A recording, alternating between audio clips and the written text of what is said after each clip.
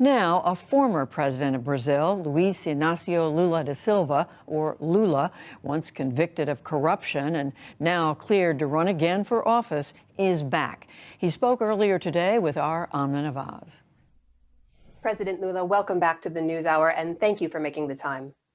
President Lula, since last we spoke almost exactly a year ago, of course, as you know, the pandemic has gotten much worse in Brazil. More than 425,000 people killed so far from the virus. My understanding is so far about 47 million vaccine doses have already been distributed. We know just this week, President Bolsonaro said $1 billion of additional funds will go to the inoculation effort. Given where you are right now, what would you be doing if you were in charge? What more would you be doing right now to address the pandemic in Brazil? Amna, the problem of the pandemic in Brazil and in the U.S., when Trump was president of the United States, the pandemic was dealt with a lack of responsibility and a lot of contempt, as Trump, as Bolsonaro, didn't have respect for the life of the people. We did not discuss science. We did not create a protocol. We did not gather the experts. The scientists in Brazil were sinking with a president that lacked responsibility, and now he's trying to catch up to the losses and damage. Given where the country is right now, what specific steps do you think should also be taking place right now? What more could be done to address the pandemic right now? We have to guarantee all the facts that are necessary to vaccinate all the people in Brazil, to continue with the policy of social distancing, and to avoid big crowds as much as we can. We have to create proper conditions for emergency aid to people, so those that are unemployed can still eat. And we have to guarantee a special credit so that people can continue to work in their small and medium-sized businesses.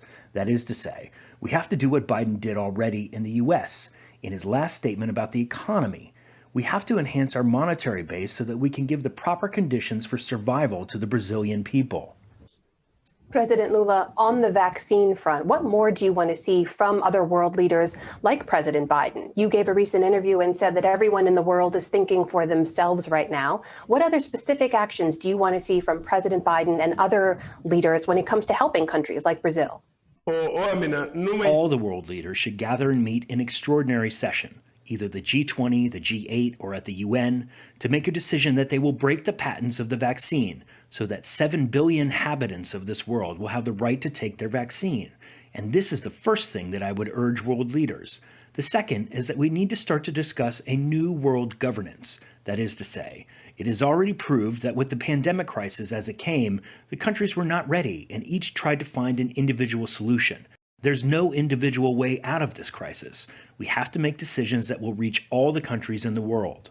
There has been some comparison between the way President Biden, the U.S., other world leaders rushed to help India, which is also struggling mightily with the virus, and the way that there's been a much more muted response to helping Brazil.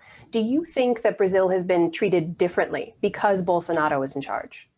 Well, why should I believe that the president was not incriminated himself? There's no other president criminalizing Brazil or discriminating against Brazil. No, actually what happened is that our president made the decision to become a rogue leader. He doesn't talk to anybody. No one wants to talk to him. We became a rogue country. So Brazil isolated itself. No president ignored Brazil. I believe that the rich countries, those that participate in the G20, which Brazil is part of, the countries that participate in the G8, they have to take responsibility. The richest countries in the world have to help the poorest countries in the world to get the vaccine. President Lula, let me ask you about Bolsonaro and his time in office. He will be up for re-election in the fall of 2022. A recent poll showing you and him in a head-to-head match had you ahead by well into double digits. You have not yet confirmed if you are running or not. And I wonder why you won't just confirm that you do plan to challenge him when you're clearly looking to unseat him. Amna, last night a public opinion poll came out that showed me winning. I get 20% more votes than he does at the public opinion poll. But I can't be concerned with those polls now because in the moment, the pandemic is still a security issue in Brazil. And now we're coming to wintertime. And maybe we'll get another wave. I hope we won't. I ask God that it won't come back again, as strong. But we have to take care of the people, not of elections. And when it comes time to discuss elections, we'll discuss elections. And so that's why the pandemic is our main priority now. But let me ask you this, what would keep you from running against him? What could happen between now and next fall? Do you think that there's a better candidate to challenge Bolsonaro? What I can say to you, Amna, is that I was not the candidate in 2018 because they created a judicial farce. There's no judicial case against me now, and so now I can run for the presidency. Now, if in this moment I make the decision that I'll run, if my party, my allies agree that I would have 100% health, if I'm healthy 100%, then I could run. I could be a candidate. But when October comes of next year, 2022, I'll be 1 year younger than Joe Biden when he won the elections in the U.S. So I'm ready to be a candidate next year. Let me ask you about that polarization then, because this is how one analyst put your challenge ahead. He said, quote, Lula's current strategy appears not entirely unlike that of U.S. President Joe Biden, who projected himself as a centrist elder statesman to unite the country after a period of destructive polarization. Do you see yourself in that role? I was very humbled when I saw Joe Biden's statement about the economic plan that he has, that the amount of money he's going to invest for healthcare to help the poor people in the U.S. And so I was very happy with Biden's speech. I was very happy with his announcement. I was very happy to know that his representatives for the Amazon rainforest came to discuss with the Brazilian people here. And so sincerely, I believe that Biden is doing a good job for the U.S. I believe that he has to open a little bit more, though, towards Latin America and South America, because U.S. presidents, they forget about Latin America. And in the past, they were much more concerned with Russia, and then they were much more concerned with the terrorists, and now they're much more concerned with China. It's necessary to remind and record there are more people than China and Russia in the world, and that there's a lot of people that are not terrorists. The U.S. has to learn that the good international policy is built on the basis of partnership. The U.S. has to be a partner of their allies to help. Oh, poor countries could grow. Economically speaking, the more the poor countries grow economically, the better they will be for the U.S. because the U.S. will grow, China will grow, Germany will grow. It's necessary to share the wealth.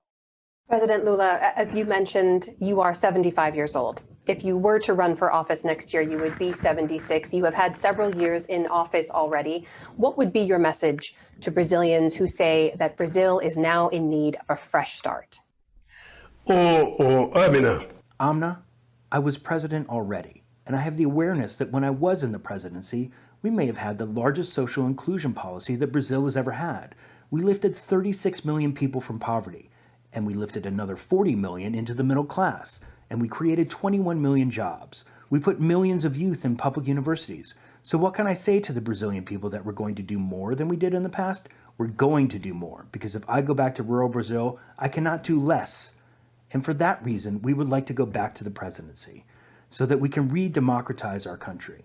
This is a little bit of what Biden will have to deal with in the U.S. He will have to destroy the hatreds that Trump developed, to destroy the hatreds that Bolsonaro created here in Brazil, and to build a new society based on love, humanity, and based on peace. That is Luiz Inácio Lula da Silva, the former president of Brazil. President Lula, thank you very much for your time. Obrigado, Amna. Thank you, Amna, very much. And let's hope to see you again in some other opportunity.